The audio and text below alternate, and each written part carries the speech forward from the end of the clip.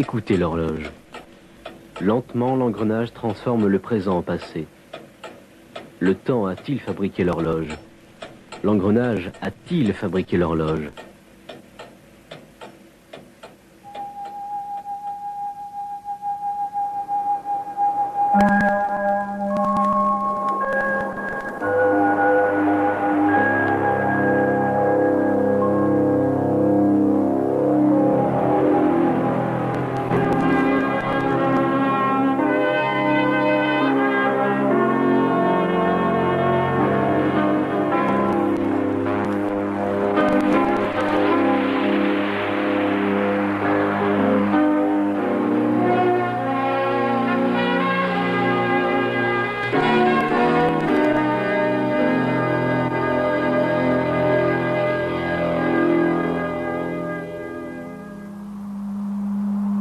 Toutes sortes de vie existent sur notre planète. Certaines formes de vie sont si petites qu'elles peuvent se glisser aisément dans le trou d'une aiguille. Et pourtant, même ces êtres unicellulaires sont d'une complexité incroyable. Les scientifiques ont découvert qu'ils sont constitués de milliards d'atomes qui sont arrangés de manière complexe. Mais qu'est-ce qui les fait vivre? Qu'est-ce qui leur donne la capacité de se déplacer et de se reproduire? Un être humain est constitué de plusieurs milliards de cellules. Ce rassemblement superbement organisé d'atomes et de cellules possède des capacités incroyables. Il vit, il éprouve de la joie, de la souffrance et de l'amour. Il distingue la beauté de la laideur, le bien du mal. Comment ceci a-t-il pu se produire? Comment un simple amalgame d'atomes peut-il accomplir des choses si extraordinaires?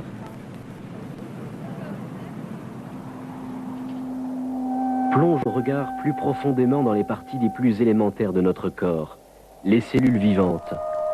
Ce modèle montre le noyau, une partie très importante, nous en reparlerons plus tard. Chaque merveilleux être vivant sur notre Terre est construit de cellules vivantes complexes.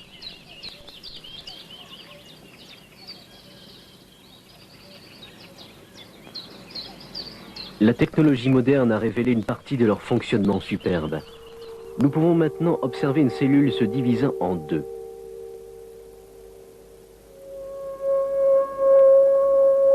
Incroyable, n'est-ce pas?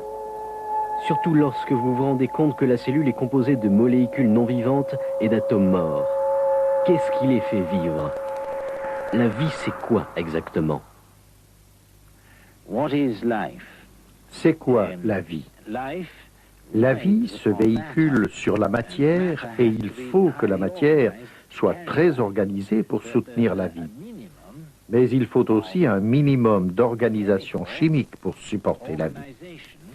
Les matérialistes disent que puisque la vie est faite d'atomes et de molécules et de réactions chimiques, alors la vie n'est rien d'autre que de la chimie. Alors, il nous faut examiner cette question très attentivement, parce qu'il est vrai que la vie s'alimente de chimie et de réactions chimiques. Mais simplement à cause de ce fait, pouvons-nous dire que la vie n'est donc rien de plus que de la chimie? Et puisque la chimie se produit par hasard, que la vie a pu surgir au début de quelques réactions chimiques fortuites ou accidentelles?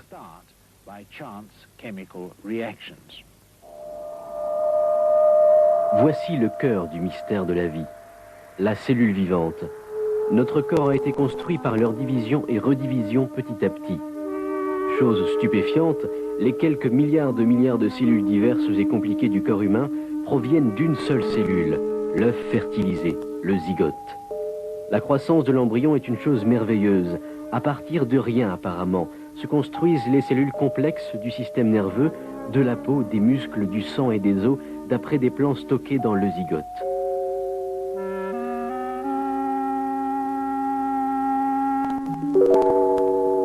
L'heure de l'accouchement approche. Une série d'événements d'une complexité incroyable s'est produite, chacune au moment idéal, ce qui a provoqué la réalisation la plus impressionnante de toutes, une nouvelle vie humaine.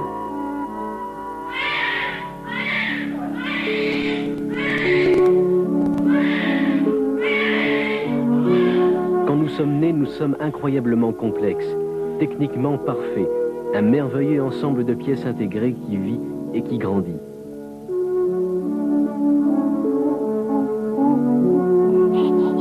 Mais alors, comment peut-on prétendre que la vie n'est qu'une simple question de chimie?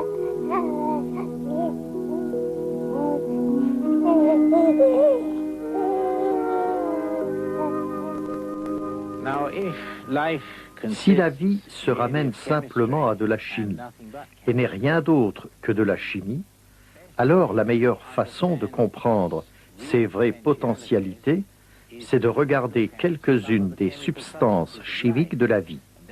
Et alors nous verrons que ce n'est pas une simple question de chimie.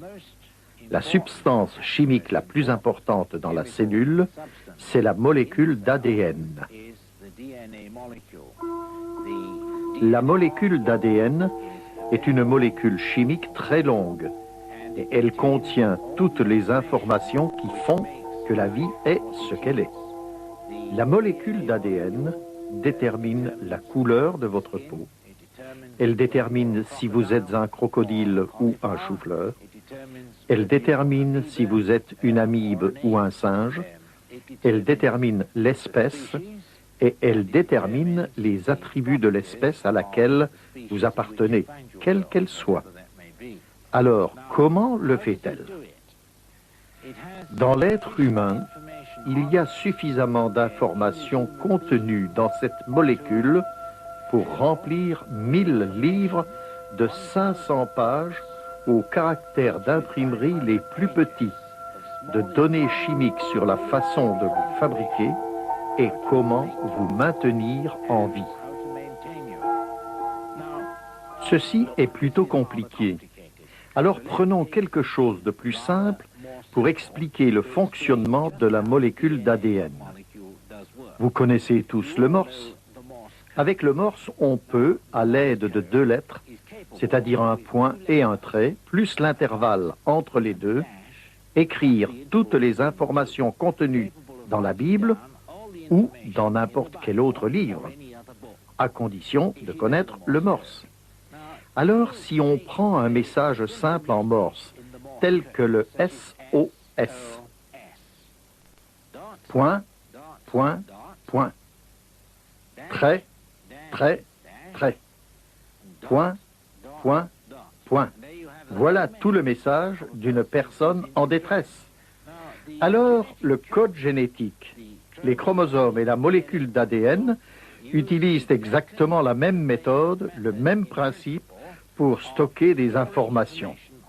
Voici une corde. Et sur cette corde, j'ai point, point, point, trait, trait, trait, point, point, point. Et je la soulève devant vous et toute personne connaissant le morse dira « Ah ah, il essaie de me dire qu'il est en détresse. SOS ».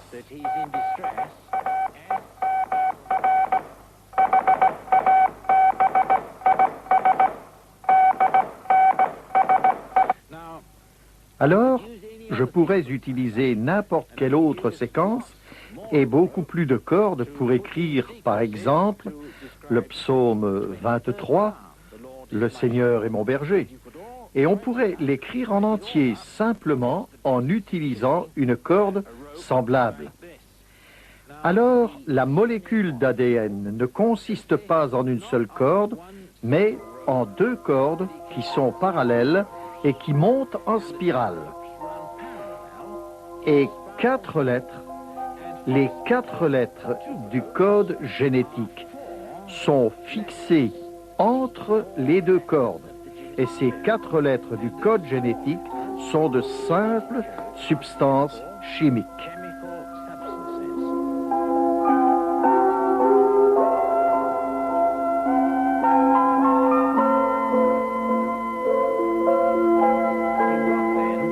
Vous avez donc une très longue molécule génétique d'ADN, toute repliée et retenue au milieu par des liaisons d'hydrogène qui sont des liens chimiques très faibles.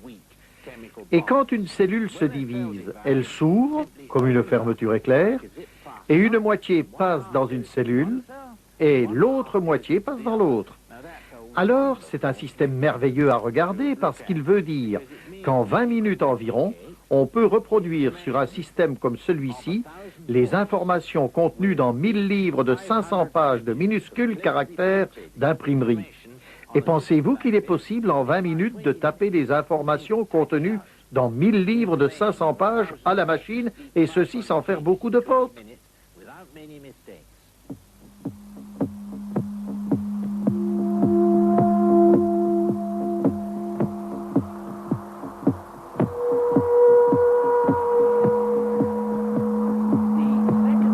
La deuxième chose importante au sujet de cette rédaction du livre de la vie dans la cellule, c'est que la molécule est capable de se relire.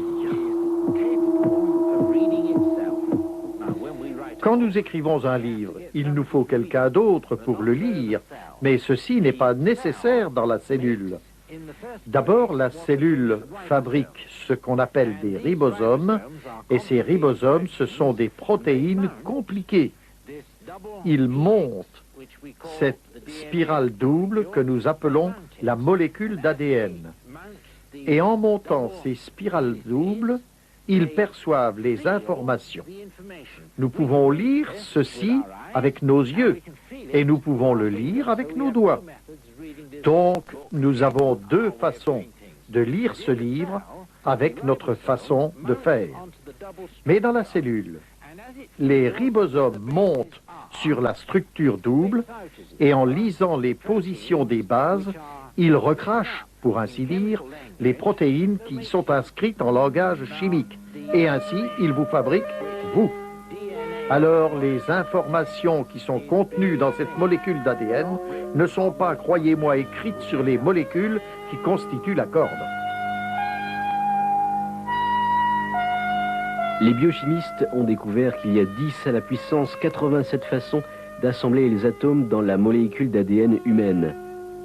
Selon la théorie de l'évolution, cette molécule si complexe, qui n'est qu'une partie d'une cellule humaine complète, est apparue par l'action du temps et du hasard, par essai et erreur. Cela a-t-il pu se produire?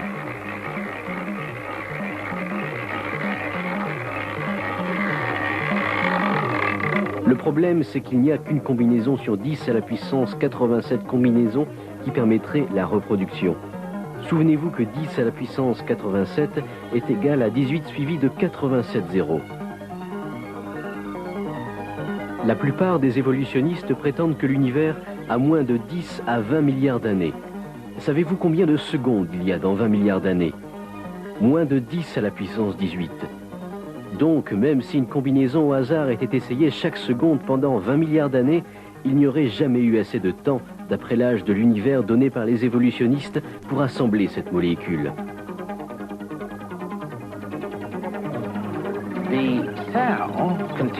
La cellule qui contient un tel système chimique n'était pas fabriquée par la seule chimie des molécules qui la constituent.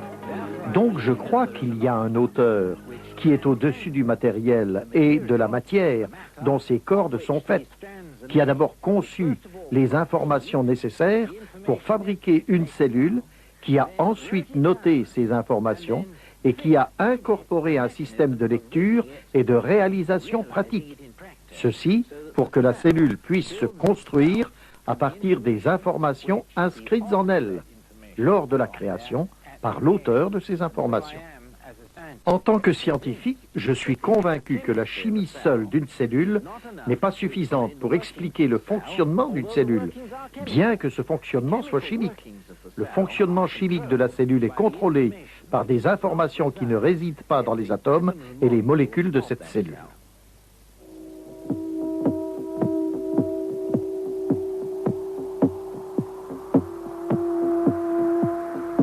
Dans la Genèse, il est écrit « Au début, Dieu créa ».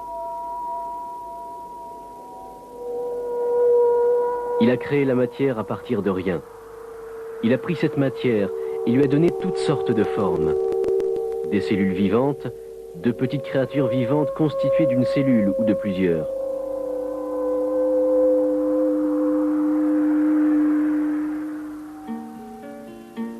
Il a créé des insectes comme ces fourmis qui sont toujours en train de vaquer à leurs affaires de tous les jours. Et bien sûr, les oiseaux qui volent comme cette petite mouette. La Bible dit qu'une intelligence extérieure a créé la matière et a créé la vie.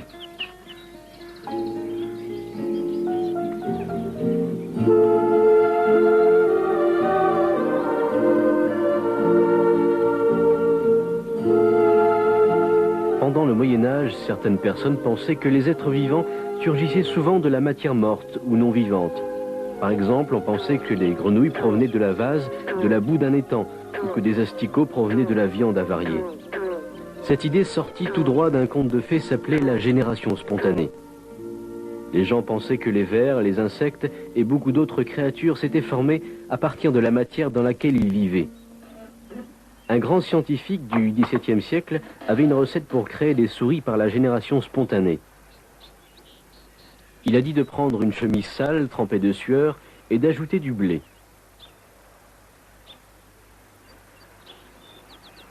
Ensuite, ayant laissé ce mélange mijoter pendant 21 jours, on trouverait que la sueur et le blé avaient fait pousser des souris.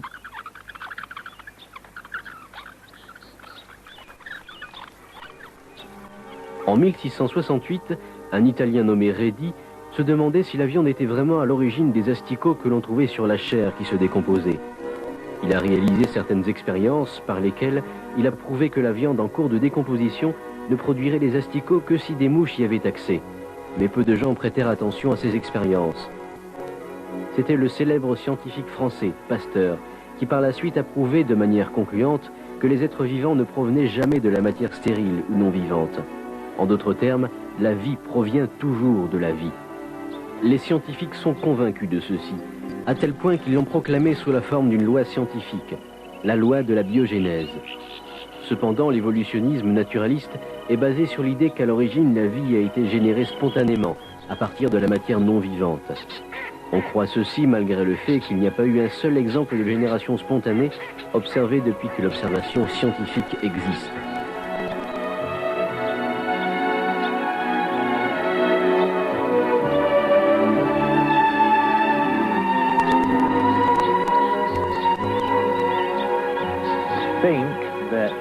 Les évolutionnistes croient que la vie est apparue spontanément dans une soupe primitive.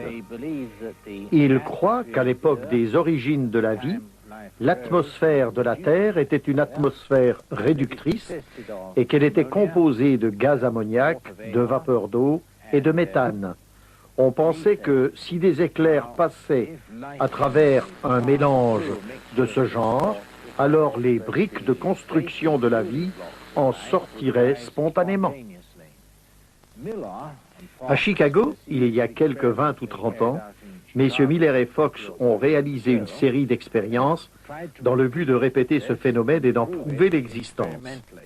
Donc, ils ont fait passer un courant électrique à travers un mélange de méthane, de gaz ammoniaque et de vapeur d'eau, et ils ont obtenu un certain nombre d'acides aminés qui sont à la base de la vie. On pensait alors que ces acides aminés démontraient que la vie, ou tout au moins les précurseurs de la vie, apparaîtraient dans de telles conditions.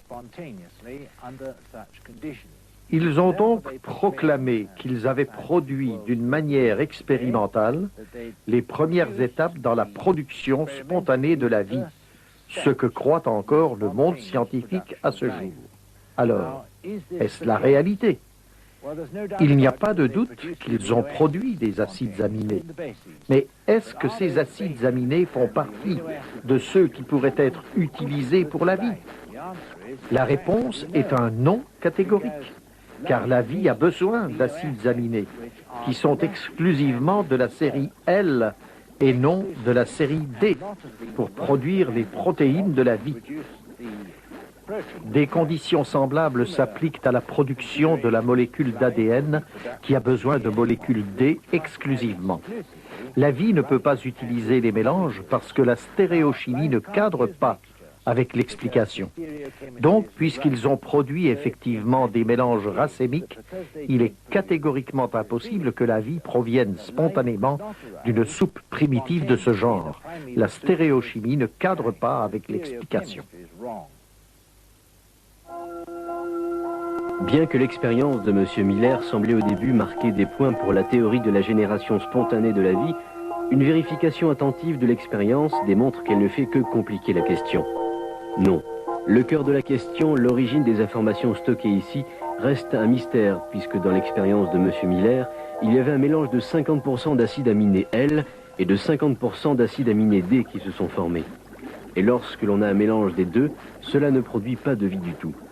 La vie ne peut pas utiliser des combinaisons de ces molécules stéréoisomères en miroir.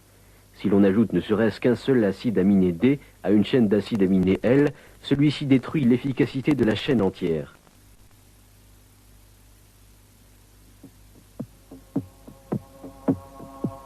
L'homme est un être d'une complexité incroyable. Regardez le cerveau humain. L'aspect extérieur cache bien les merveilles qui se trouvent à l'intérieur. Si nos yeux pouvaient la voir, l'action électrochimique des cellules du cerveau ressemblerait probablement au scintillement d'innombrables étoiles dans un univers sans fin.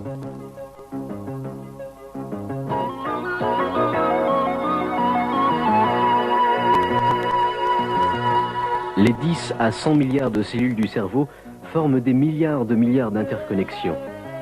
Et pourtant, ces cellules sont conçues de manière si merveilleuse et sont si compactes que la partie du cerveau que l'on voit ici est, en réalité, plus minuscule qu'un seul grain de sable.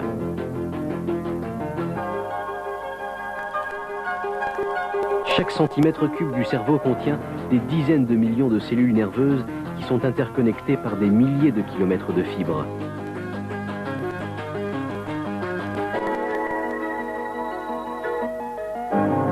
On a dit que l'arrangement de la matière le plus complexe et le plus méthodique dans l'univers entier se trouve être le cerveau de l'homme, qui pèse environ 1,5 kg. Ses capacités et son potentiel frappent l'imagination d'étonnement. Une telle merveille pourrait-elle apparaître et évoluer simplement grâce au temps, au hasard et par des processus naturels? La Bible dit que le seul fait de regarder la nature peut amener notre esprit à arriver à la conclusion que Dieu existe. Donc regardez, et regardez attentivement.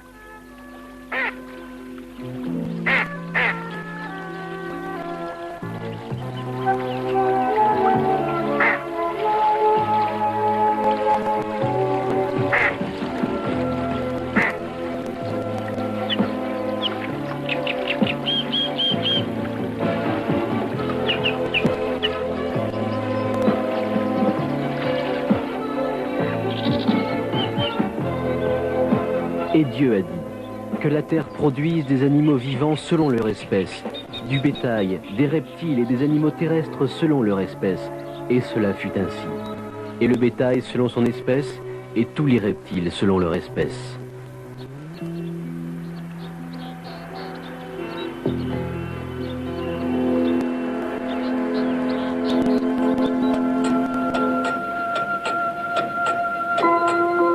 Écoutez l'horloge. Comme les substances chimiques qui portent la vie, l'engrenage bouge. Lentement, il transforme le présent en passé. Qui a fabriqué l'horloge? Peut-être que la seule explication logique est que c'était une intelligence extérieure à l'horloge, un horloger. Réfléchissez-y.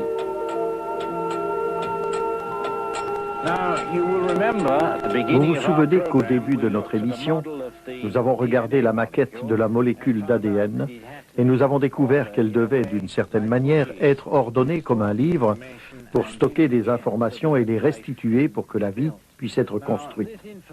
Or, ces informations ne résident pas en tant que telles dans la matière brute et inorganique. Nous croyons donc, et comme vous l'avez vu, nous avons des raisons scientifiques de le croire, qu'il a dû y avoir une insufflation d'informations dans la matière pour produire une structure remplie d'informations comme celle-ci. Donc, il y a eu un acte de création donnant des instructions à la matière quant à la façon de construire une cellule. Ainsi, l'homme qui croit à la création n'est en aucune façon troublé si un biochimiste va dans son laboratoire, prend les particules les plus petites de la terre, de la poussière, et par son esprit les organise jusqu'à ce qu'elles deviennent vivantes, en faisant un virus ou peut-être avec un peu de temps, une cellule primitive. Il a insufflé de l'intelligence à la matière pour le faire. Quand vous regardez la beauté de la nature qui nous entoure, voici la fleur du trèfle, et quand vous pensez que tout provient de matière insufflée d'informations comme ceux que je décris, vous ne pouvez qu'être rempli d'émerveillement devant la sagesse d'un créateur qui avait premièrement le sens de la beauté et deuxièmement la capacité technique pour la réaliser. Et je suis émerveillé. Quand je regarde la nature autour de moi, de voir la façon dont Dieu l'a fabriquée et de voir comment il a réalisé la beauté de sa propre âme en créant.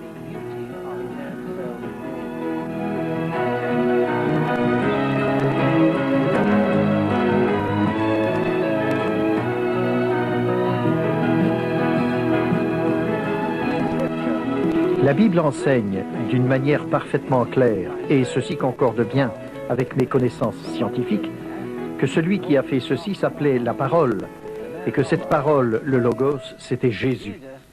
Jésus s'est appelé lui-même le Créateur, celui qui a tout fabriqué, par lui et pour lui. Si tel est le cas, alors je suis rempli de joie de ce qu'il a fait de la création une chose si belle, et qu'il m'a aimé suffisamment pour mourir pour moi, pour devenir également mon sauveur.